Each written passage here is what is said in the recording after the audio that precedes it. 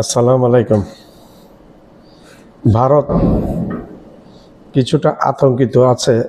ভারত বলছে পাকিস্তান আন্তঃমহাদেশীয় ব্যালিস্টিক ক্ষেপণাস্ত্র যেটার রেঞ্জ ৫,৫০০ থেকে ৬,০০০ কিলোমিটার ডিস্টেন্সের, যেটা পাকিস্তান থেকে সরাসরি আমেরিকার ভূখণ্ডের যে কোনো অঞ্চলে আঘাত আনতে পারবে সরাসরি।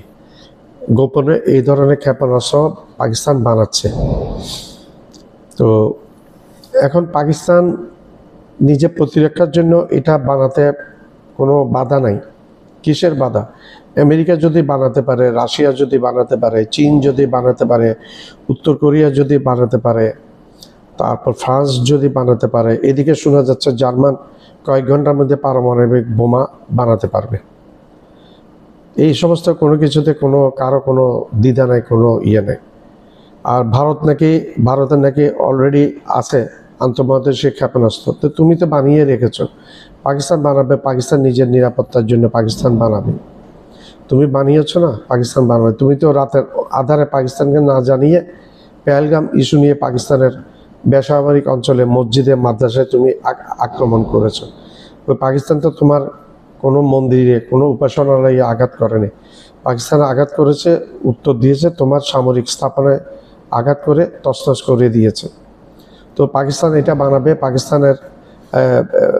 এটা ভারত বলছে এটা পাকিস্তান আমেরিকাকে ট্রেড দেওয়ার অর্থটা কি, সেটা ডিরেক্ট না হলে ইনডিরেক্টভাবে ভারতকে বুঝিয়ে দেওয়া যে ভারতের যে কোনো জায়গায় পাকিস্তান যে কোনো সময় আক্রমণ করতে পারে।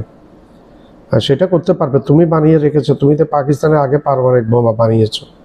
তো তুমি বানাতে পারলে পাকিস্তান বানাতে পারবে না কেন? তুমি তো অতর্কিত আক্রমণ করে বসছো পাকিস্তানকে রাতের আঁধারে পেহেলগাম ইস্যু নিয়ে। পাকিস্তান বলছে একটা নিরপেক্ষ তদন্ত সংস্থা দিয়ে জাতিসংঘের আন্ডারে একটা তদন্ত করার জন্য, তুমি সেটা করো নাই। তুমি সরাসরি মোদি সৌদি আরব থেকে এসে সরাসরি পাকিস্তানের উপর দোষ চাপিয়ে দিয়েছে কোনো বিচার ছাড়া। একটা দোষ আমি চাপাবো কোনো রাষ্ট্রের উপর, কোনো ব্যক্তির উপর, আগে বিচারটা হতে হবে। বিচারের বহির্ভূত দোষ চাপিয়েছো। তুমি কাউকে না জানিয়ে রাতের অন্ধকারে তুমি পাকিস্তানকে আক্রমণ করে বসছো। তুমি মনে হয় হিতাহিত জ্ঞান শূন্য হয়ে গেছো মোদি।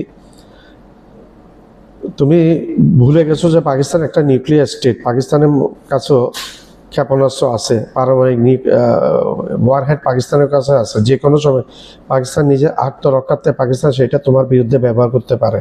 তো তুমি এই সমস্ত হঠকারী সিদ্ধান্ত নিয়ে বিশ্বকে তুমি পারমাণবিক যুদ্ধের দ্বার প্রান্তে নিয়ে আসছো মোদি।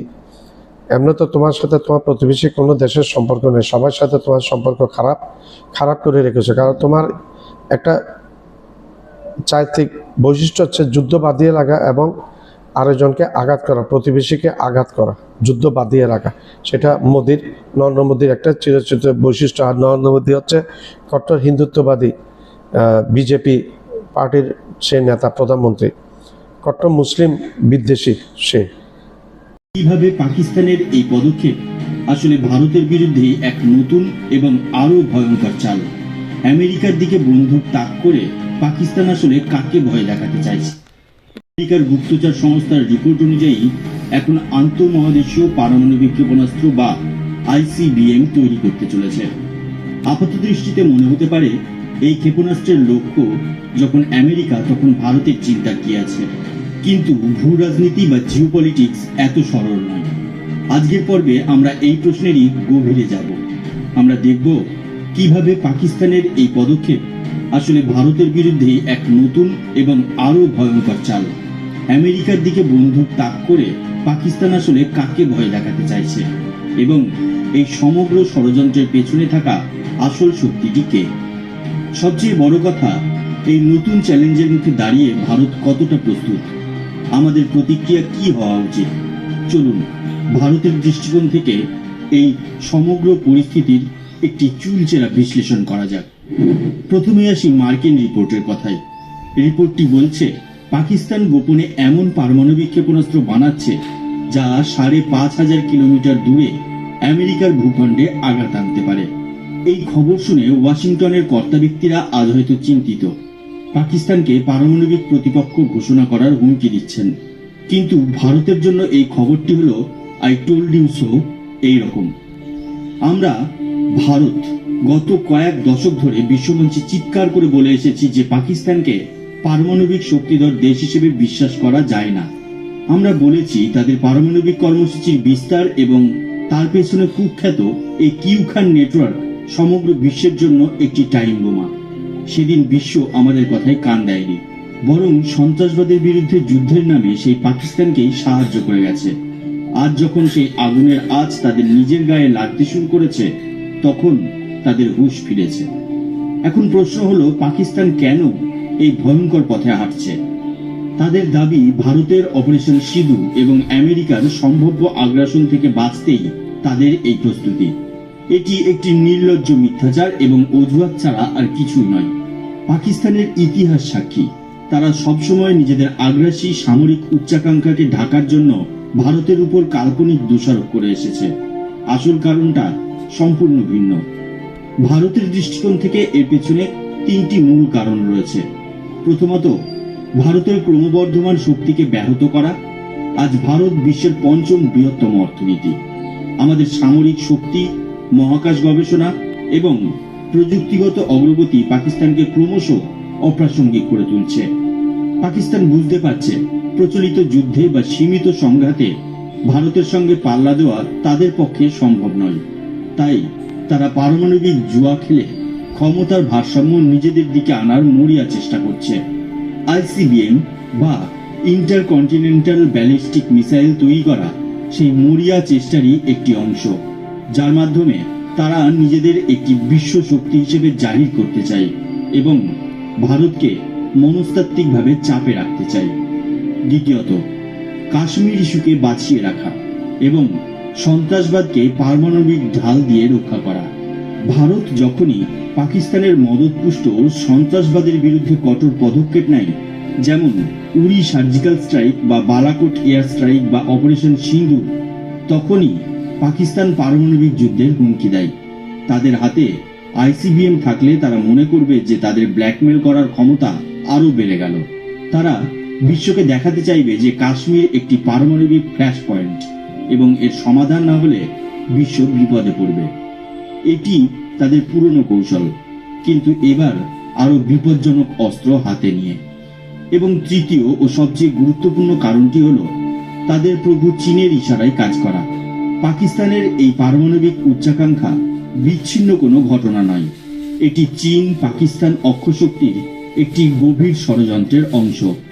এটা আজ কোনো গোপন বিষয় নয় যে পাকিস্তানের পারমাণবিক বোমা থেকে শুরু করে তাদের ক্ষেপণাস্ত্র কর্মসূচি সবকিছুর পেছনেই রয়েছে চীনের প্রত্যক্ষ বা পরোক্ষ মদত। চীনের নকশা নকল করেই পাকিস্তানের ক্ষেপণাস্ত্র তৈরি হয়েছে। চীন সরাসরি ভারতের সঙ্গে সংঘাতে না গিয়ে পাকিস্তানকে দিয়ে ভারতকে ব্যতিব্যস্ত রাখতে চায়। পাকিস্তানের হাতে আইসিবিএম তুলে দেওয়ার অর্থ হলো ভারতের উপর একটি স্থায়ী চাপ তৈরি করে রাখা, যাতে ভারতকে সর্বদা তার পশ্চিম সীমান্তে প্রতিরক্ষা নিয়ে চিন্তিত থাকতে হয় এবং ইন্দো প্যাসিফিক অঞ্চলে চীনের আগ্রাসনের বিরুদ্ধে পূর্ণ মনোযোগ দিতে না পারে। এটি চীনের একটি নিখুঁত প্রক্সি কৌশল। তাহলে এই পরিস্থিতিতে ভারতের করণীয় কি? আমরা কি চিন্তিত? অবশ্যই। যে কোনো দায়িত্বশীল দেশের মতোই আমরা আমাদের প্রতিবেশীর এই ধরনের ভয়ঙ্কর পদক্ষেপে উদ্বিগ্ন, কিন্তু আমরা ভীত নই। কারণ আজকের ভারত 1980 বা 90-এর দশকের ভারত নয়। আমাদের শক্তি এবং প্রস্তুতি সম্পর্কে আমাদের কোনো সংশয় নেই। প্রথমত, ভারতের কাছে একটি অত্যন্ত শক্তিশালী এবং পরীক্ষিত পারমাণবিক প্রতিরোধ ব্যবস্থা বা ডিটারেন্স রয়েছে। আমাদের নো ফার্স্ট ইউজ বা প্রথমে ব্যবহার না করার নীতি আমাদের দায়িত্বশীলতার পরিচয় দেয়। কিন্তু এর সাথে এটাও স্পষ্ট করে বলা আছে যে ভারতের উপর প্রথম পারমাণবিক আঘাত এলে আমাদের প্রতিশোধ হবে ভয়ঙ্কর এবং শত্রুর অস্তিত্ব বিলোপ করার মতো। দ্বিতীয়ত, আমাদের ক্ষেপণাস্ত্র কর্মসূচি পাকিস্তানের চেয়ে অনেক বেশি উন্নত এবং নির্ভরযোগ্য। আমাদের হাতে রয়েছে অগ্নি সিরিজের মতো অত্যাধুনিক ক্ষেপণাস্ত্র। অগ্নি 5, যার পাল্লা 5000 কিলোমিটারের বেশি, তা চীনের উত্তর প্রান্ত পর্যন্ত পৌঁছতে সক্ষম। অগ্নি 6 এর মতো আরো শক্তিশালী ক্ষেপণাস্ত্র তৈরির কাজও চলছে। আমাদের ক্ষেপণাস্ত্র প্রতিরক্ষা ব্যবস্থা বা মিসাইল ডিফেন্স সিস্টেমও প্রতিনিয়ত উন্নত হচ্ছে। এবং তৃতীয়ত, ভারতের সবচেয়ে বড় শক্তি হলো আমাদের পারমাণবিক ট্রায়াড, অর্থাৎ আমরা জল, স্থল এবং আকাশ তিন জায়গা থেকেই পারমাণবিক হামলা চালাতে এবং তার প্রতিশোধ নিতে সক্ষম। আমাদের আইএনএস আরিহান্তের মতো পারমাণবিক সাবমেরিনগুলো মহাসাগরের গভীরে লুকিয়ে থেকে শত্রুপক্ষের নজর এড়িয়ে ভারতের সেকেন্ড স্ট্রাইক বা পাল্টা আঘাতের ক্ষমতাকে নিশ্চিত করে। আমার চ্যানেলটা লাইক করবেন, শেয়ার করবেন, সাবস্ক্রাইব করবেন, বেল আইকনটা প্রেস করবেন।